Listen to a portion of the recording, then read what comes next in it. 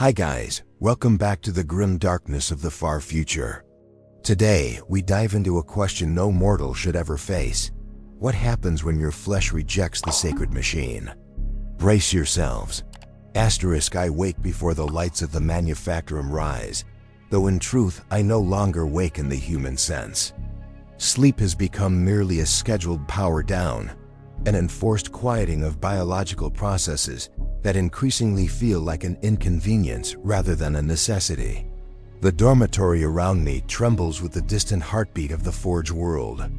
The groan of titanic pistons, the metallic roar of plasma furnaces, the endless grinding of gears that turn with the inevitability of orbital revolutions.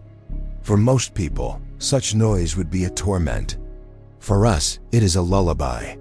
A reminder that we are part of something larger than flesh, larger than thought, larger than individual suffering. I rise from my slab of cold metal. The bionics in my legs complete their diagnostic sweep with a faint sequence of clicks, one after another, like insects tapping against bone. A thin pulse of pain runs along the interface where steel meets skin. It is small, almost forgettable, like the sting of frostbite on a distant fingertip. I dismiss it. The machine god's work often reshapes us faster than our flesh can comprehend. Pain is simply the flesh lagging behind its sacred purpose. My robe hangs where I left it, woven with copper-threaded sigils and marked with stains of oil that no cleansing ritual has ever fully removed. I drape it over myself, fastening each clasp with a reverence somewhere between instinct and devotion. As I move, the servo arm attached to my spine adjusts its weight automatically, curling inward like a slumbering animal. It too hums a short diagnostic prayer. I leave my cell and join the slow-moving procession of other adepts. None of us speak. Our footsteps are swallowed by the echoing cathedral halls of the forge. Halls built not for humans but for the machines we serve. Red light spills from stained adamantium windows, casting our silhouettes like thin shadows of old ghosts on the rust-worn floor. The first litany of the day begins. A vox chorus crackles to life above us, its harmonics filtered through dozens of layered distortion units. The voices no longer sound human. Perhaps that is the point.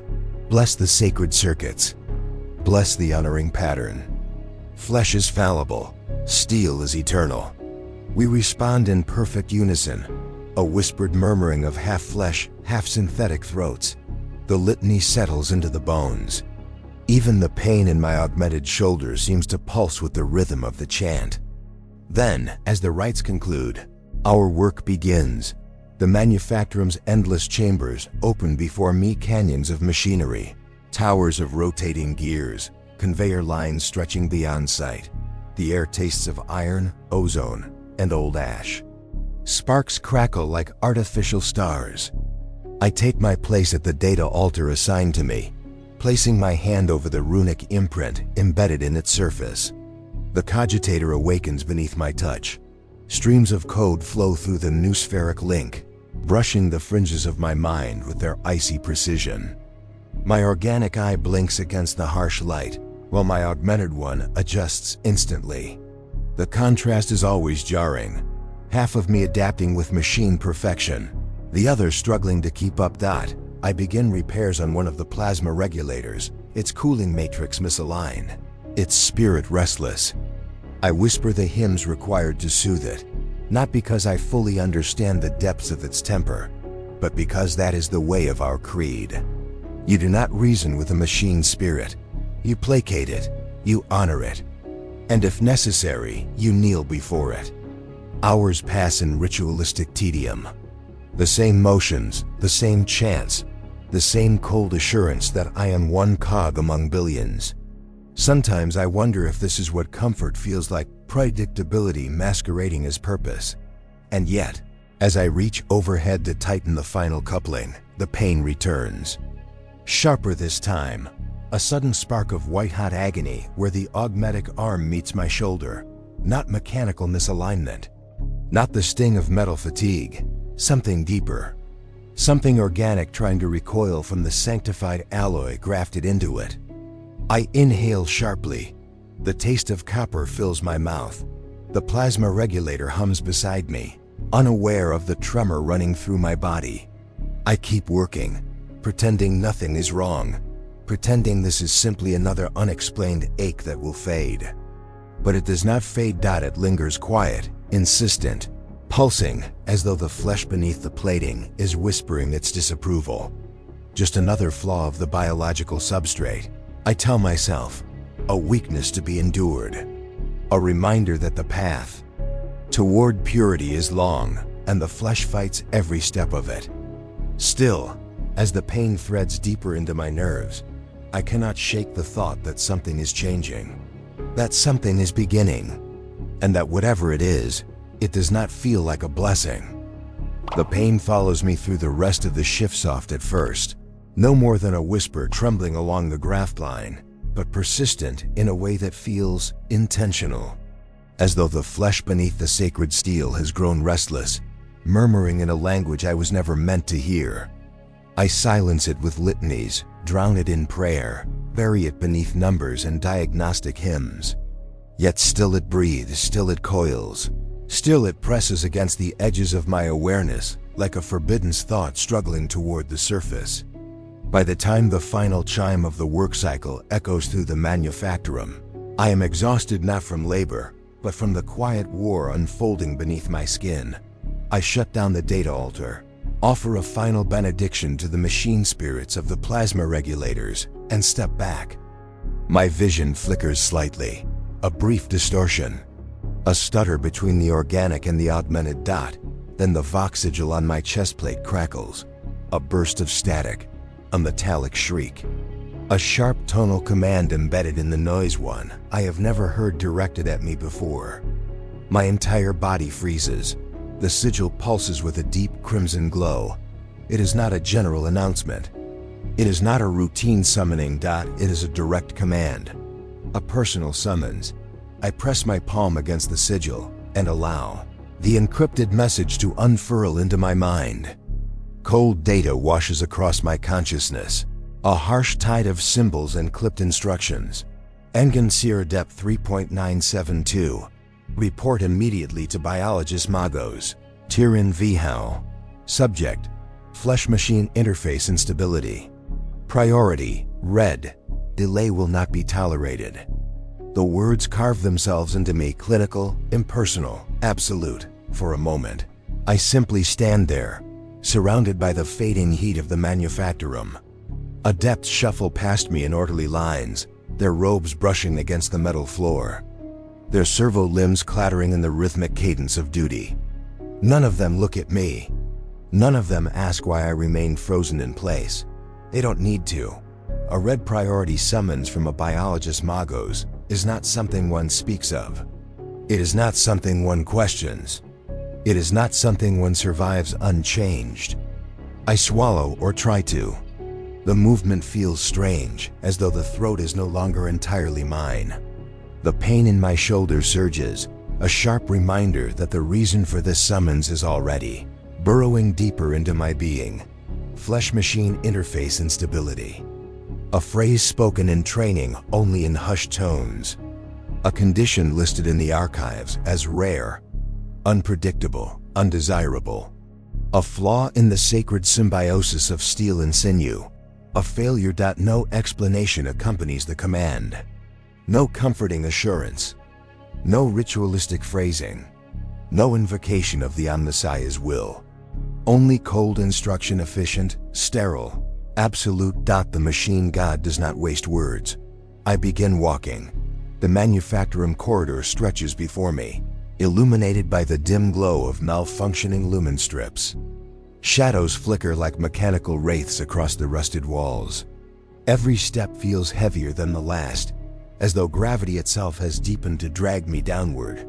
Others pass by, their augmetic limbs clicking softly. None acknowledge me. Their eyes, organic or otherwise, stay fixed on the path ahead. It is better that way. Summons like this cling to the soul like radiation.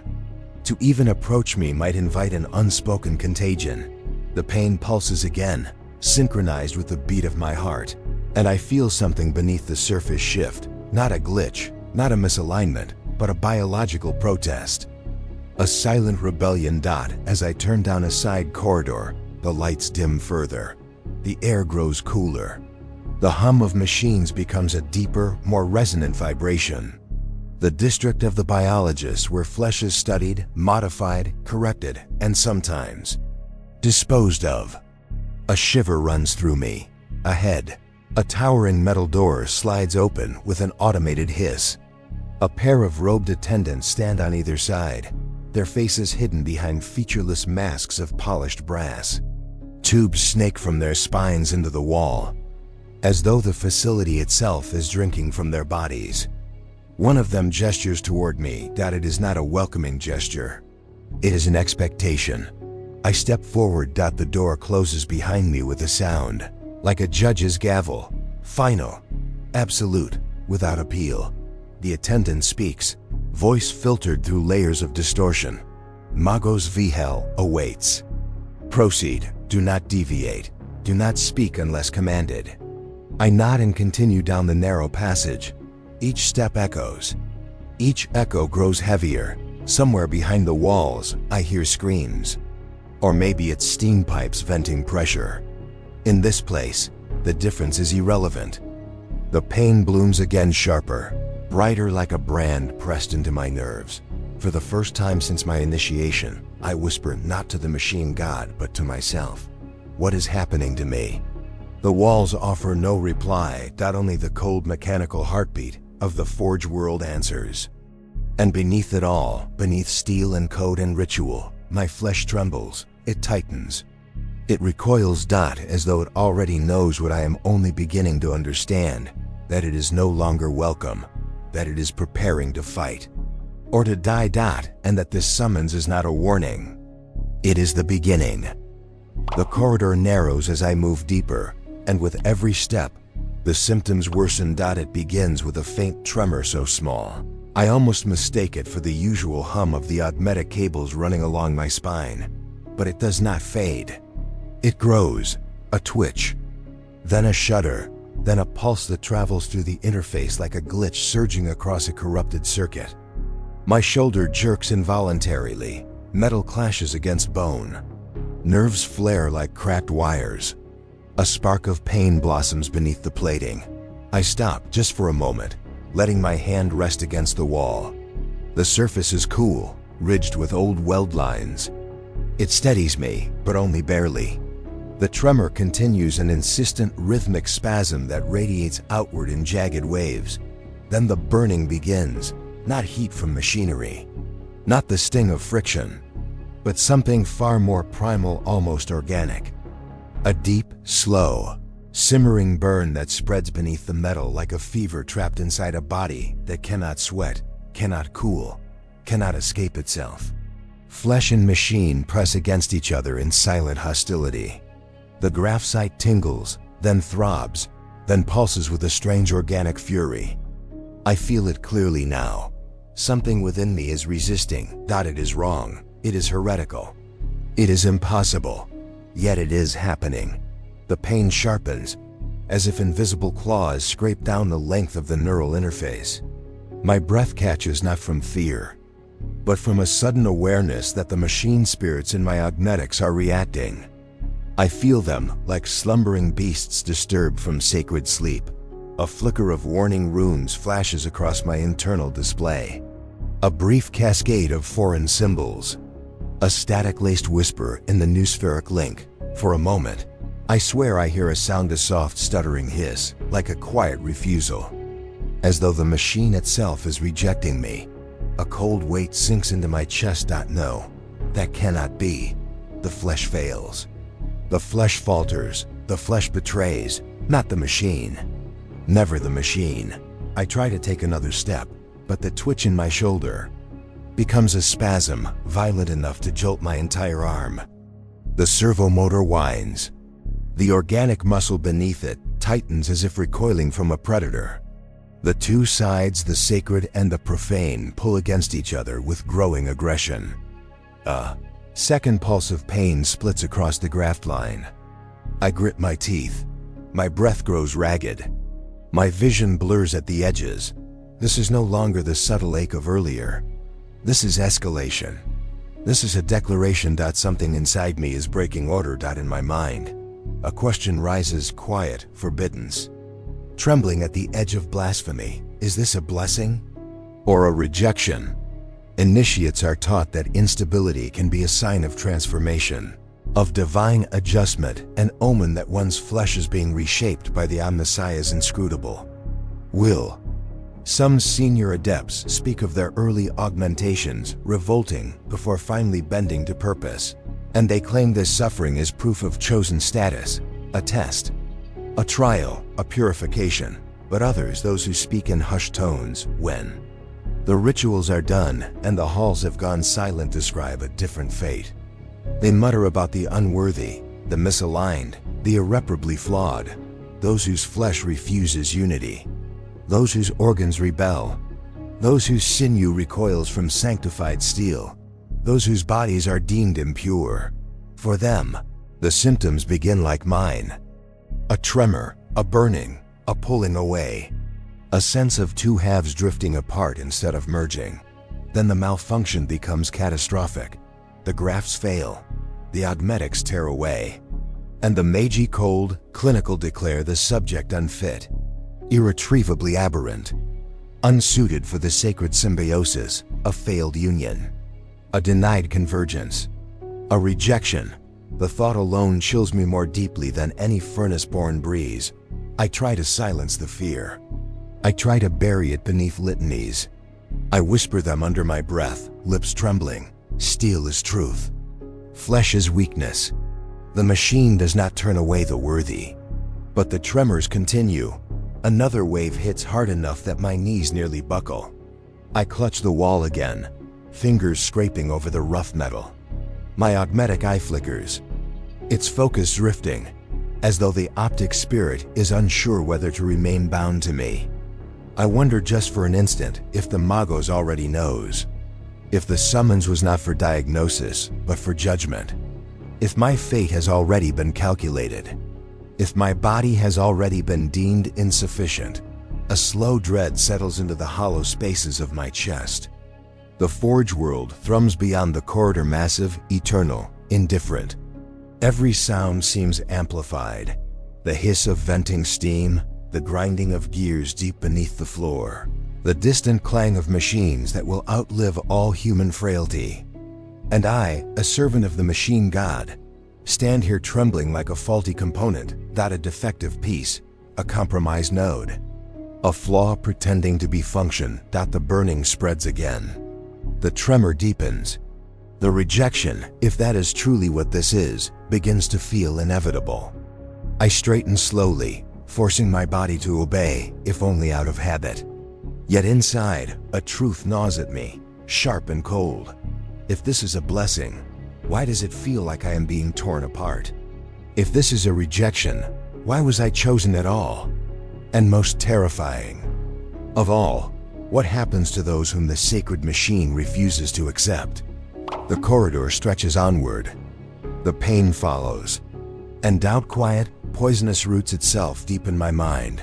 There's no going back, only forward, into whatever fate waits for the unworthy.